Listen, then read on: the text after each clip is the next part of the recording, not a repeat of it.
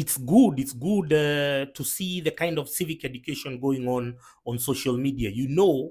You people who are speaking again, against or for or whatever regarding the finance bill, regarding voting decisions, regarding the rights and the obligations of the politicians, and the requirements, or the expectations of the voter. It's good that it's happening, because this is the work that IBC should be doing. IBC is an incompetent, corrupt outfit which oversees corrupt elections over and over again. So it's good that Kenyans have taken it upon themselves, because the media and the IBC are the ones who are supposed to be driving Kenya into a path of enlightenment, but they have uh, deliberately absconded their duty, despite being well paid, well facilitated by donors, by Muzungu bastards. The Muzungu bastards give them money knowing that the money will be embezzled.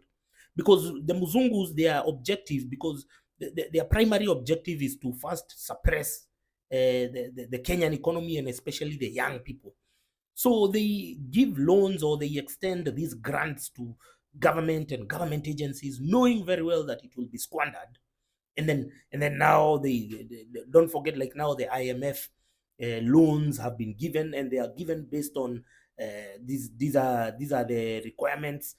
These are the what we require you to do in return, and which is number one, tax everything. Number two, sell national assets to private entities which they are owned. For instance, I've been telling you that Thika Power, the independent power producer, never produces any electricity, but they are still paid by Kenya Power.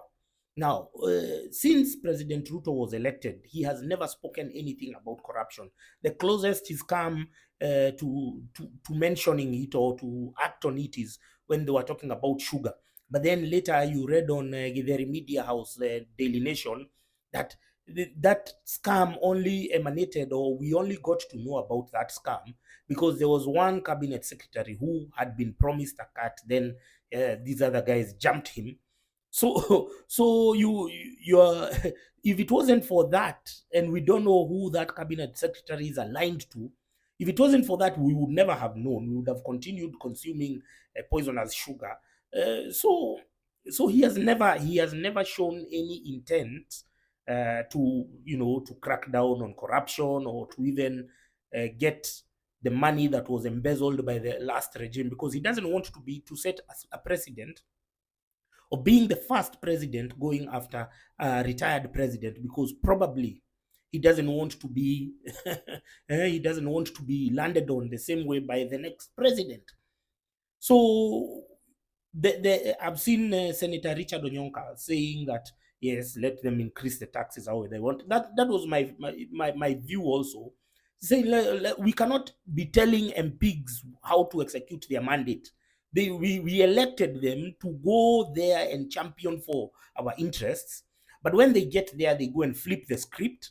Then they start saying that, oh, my allegiance is to the party. No, your allegiance is to the people, and it's not our work to police you as you do your duties. So we tell them, pass the bill. So tutashinda hapa tukibembeleza old people. Will we keep on bembelezing old bastards to do their job? Me, when I'm doing my job, I'm not supervised by anyone.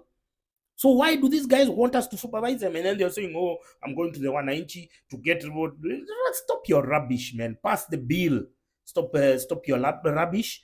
Pass the bill. You have already shown us that where you stand. We've seen your public sentiments. You have told us that you don't care about the ordinary Wananchi. So pass the bill. Stop trying to come here and say, oh, I want to go now talk to my constituents. Some of you are tweeting. Tweet that shit.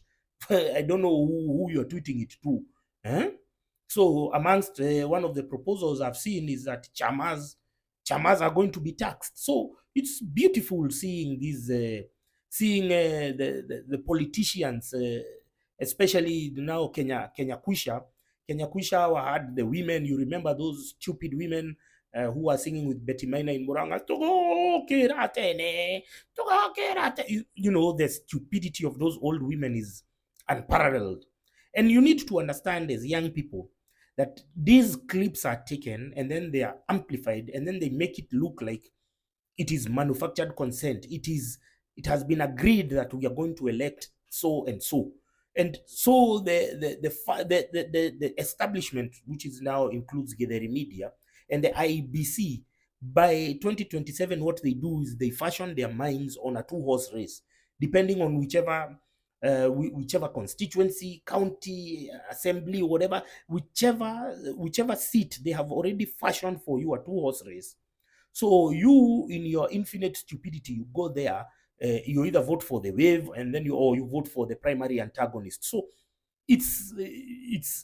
but then what I want to correct Onyonka, and moving forward I would want him not to continue saying it, is that, oh, Kenyans voted for Ruto. Which Kenyans voted for Ruto? I keep on saying it, that 8 million Kenyans boycotted the elections. 4 million Kenyans did not even register for the elections. So 12 million people did not participate in the last general elections deliberately, consciously. So 12 million people out of 14 million people who voted cumulatively, and only 7.2 million people who voted for Ruto. How then do you say that Kenyans voted for Ruto? No, Kenyans did not vote for Ruto. Only a small cluster of misplaced, misguided people who are addicted to the media, who blindly follow what their corrupt clergy tell them. Those are the ones who elected. So that is not a representative of Kenyans. So you have to stop bogging us down with that narrative, with that lie. Kenyans did not vote for Ruto.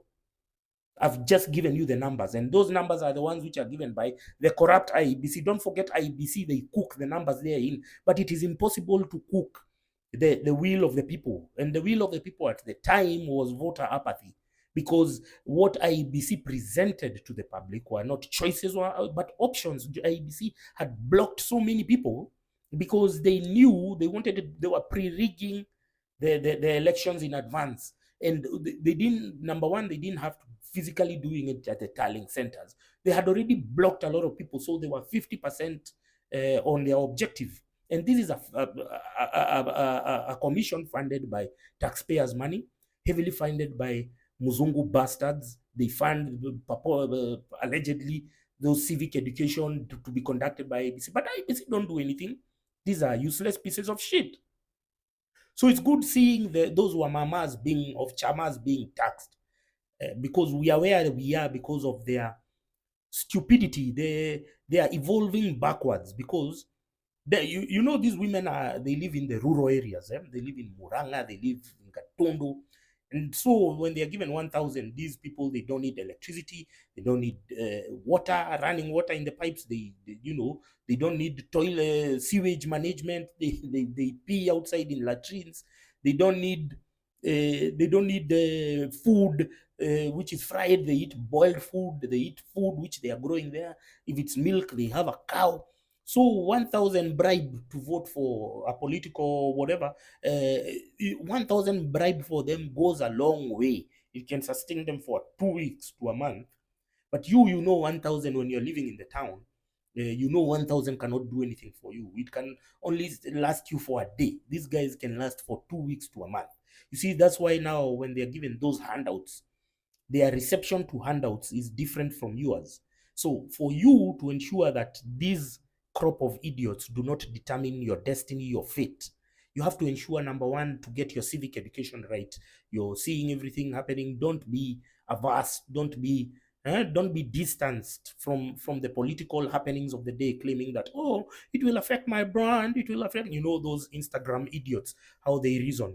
You have to be part of the conversation that we're talking about, the finance bill. They are taxing your eyelashes, your whatever. They are coming for the digital economy. So those women are holding you captive, because then they are the ones who vote. They are the ones who pull up on election day. You're there saying, I don't like politics. Politics is for losers. You're stupid. You don't understand how politics affects your life every day. So those stupid women, old women, the ones who are part of the church and whatever, they can last with 1,000 bob for a month. You can't last with it for a day. So it's time for you now to ensure that these women do not usurp your mandate, do not usurp your voting right. Get your civic education right.